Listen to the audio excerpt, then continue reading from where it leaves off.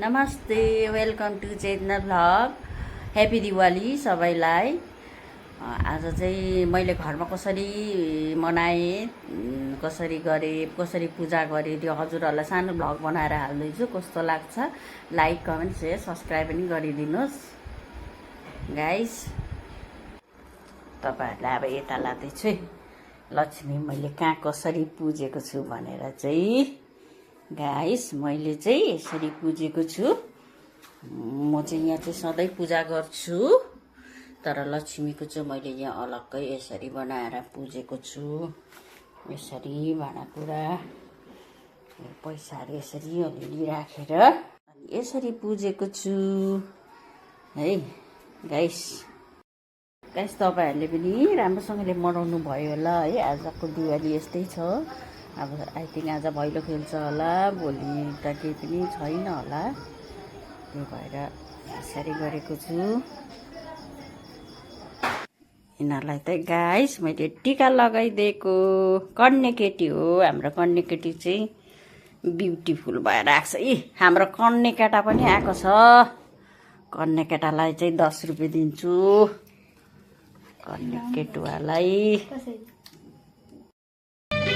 Guys हाम्रोमा चाहिँ छैन नि त, हामी दुईजना मात्रै छौँ नि त घरमा। त्यो भएर हामी आफै अब भैलिनी लगायो, लक्ष्मी पुज्यो। त्यही भएर धेरै मैले सिँगारिन पनि धेरै बत्तीहरू बालिन। त्यो भएर चाहिँ यसरी नै मनाइरहेको छु है। हजुरहरूले पनि जहाँ जसरी मनाउनु हुँदैछ सबैलाई ह्याप्पी दिवाली। मेरो साथीको घरमा चाहिँ यसरी गरेको छ गाइस। Very nice.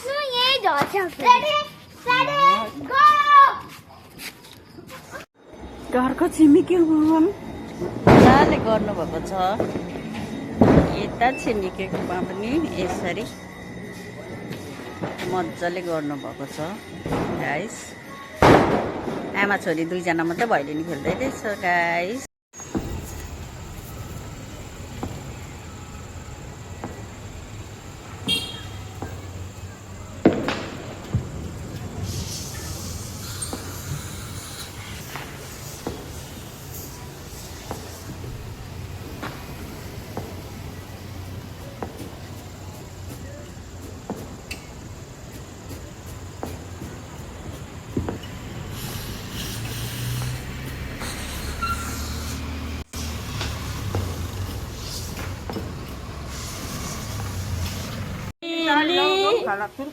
औँसीको रात झिलिली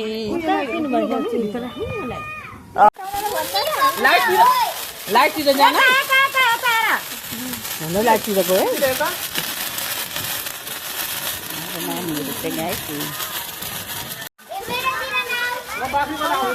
तपाईँहरू पछि गाइस हामी चाहिँ भैलिनी खेल्दै सबैजना नाच्दै रमाइलो गर्दैछ है गाइस। यहाँ हेरिहाल्नुहोस् उहाँको घरमा आएको छु।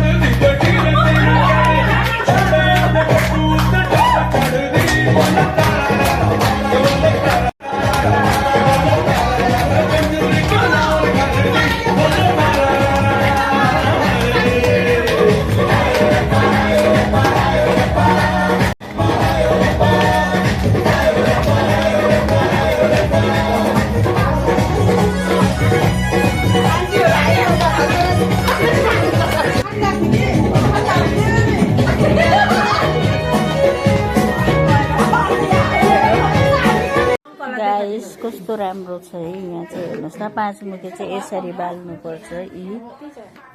यसरी बाल्नुपर्छ। यसरी बालेर पूजा गर्नुपर्छ। यसरी गर्नुभएको छ हाम्रो बहिनी।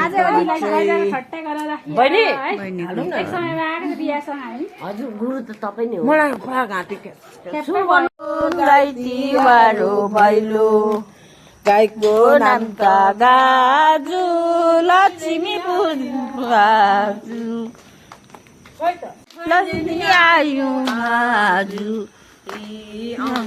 बारुन गाइती